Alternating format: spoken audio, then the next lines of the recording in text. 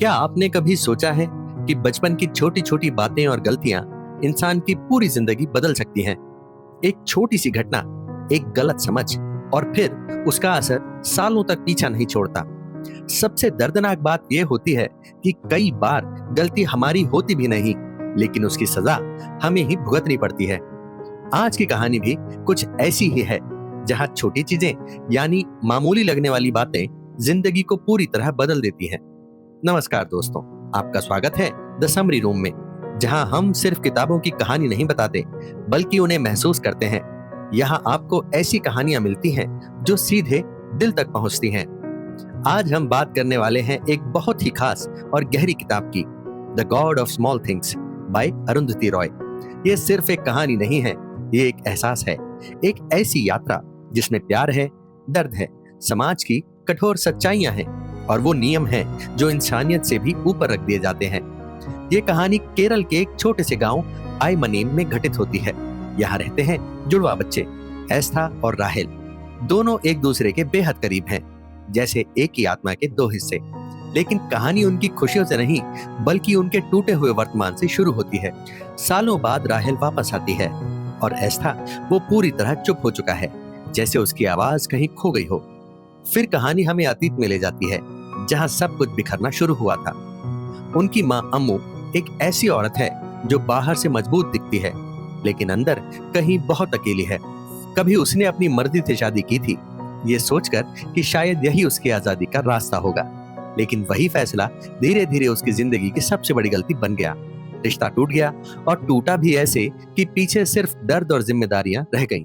अम्मू अपने दोनों बच्चों को लेकर वापस मायके आ गईं, एक ऐसी जगह जो घर तो थी, लेकिन सुकून नहीं। यहाँ सब कुछ पहली नजर में सामान्य लगता है, एक सुसंस्कृत परिवार, ठीक ठाक जिंदगी। लेकिन जैसे ही आप थोड़ा गहराई में जाते हैं, सच सामने आने लगता है।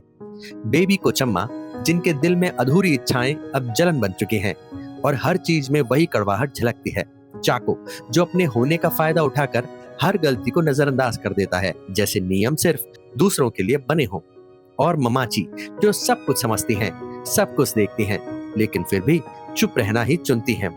धीरे धीरे एहसास होता है कि ये घर सिर्फ ईंटों से बना एक ढांचा नहीं, ये दबे हुए गुस्से, अधूरे रिश्तों और अनकहे दर्द का एक भरा हुआ कमरा है।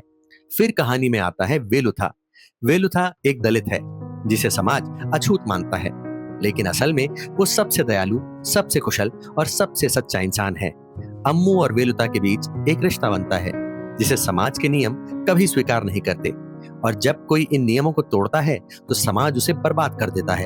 एक दिन उनकी कजिन सोफी मोल लंदन से आती है। पूरा परिवार उसे खास महत्व देता है, लेकिन अचानक एक हादसा होता है और सोफी मोल की मृत्यु हो जाती है। यहीं से कहानी एक अंधेरे मोड़ पर पहुंच जाती है। इल्जाम, डर और गलतफहमियां, सब कुछ उलझ जाता है।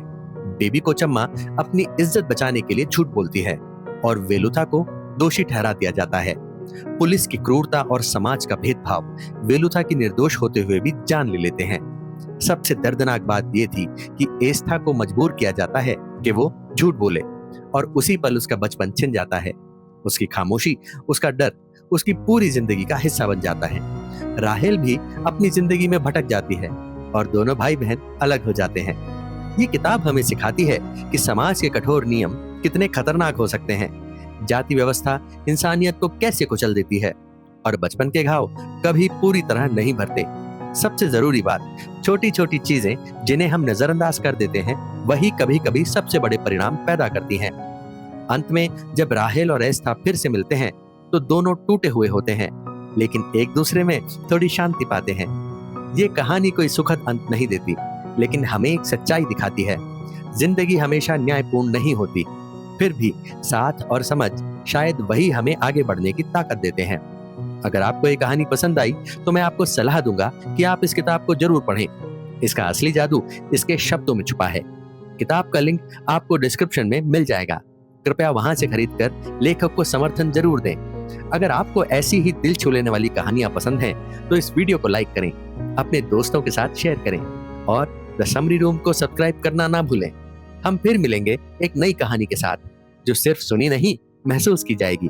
तब तक अपनी जिंदगी की छोटी छोटी बातों को हल्के में मत लीजिए, क्योंकि कभी कभी वही सबसे बड़ी कहानी लिख देती है।